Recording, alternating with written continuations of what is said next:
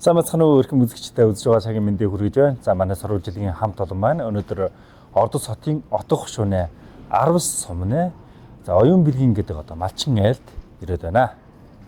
За оюун бэлгийн болохоор за 10 сумныхаа одоо нэлээд олон өрхүүд одоо хамтарч хошооны маягаар одоо 10 ямаага одоо ингэж голцоо малжиж байгаа юм айл өрх болно.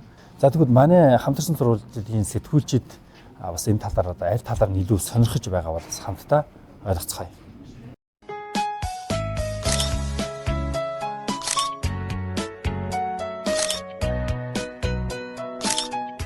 Энд хамгийн таалагдсан юм нь юу вэ гэхээр өөрсдийнхөө тодорхой хэмжээний газар дээр өөртөө өвс юмаа тариад өөртөө бордоогоо яг нөгөө эрүүл цэвэр эко тэр бордоогоороо энэ ямаага борддог юм байна.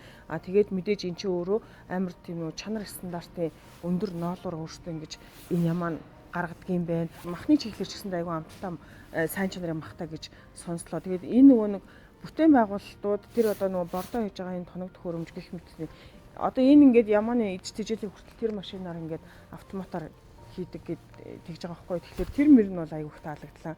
Үнэхээр ийм бол энэ ч нэг задгаа салхи савирт бол мал бол үнэхээр таатай байгаа байхгүй юу. Тэг хөгжим хүртэл сонсоос байж илээ шүү дээ. Тэр нь бол үнэхээр таалагдсан.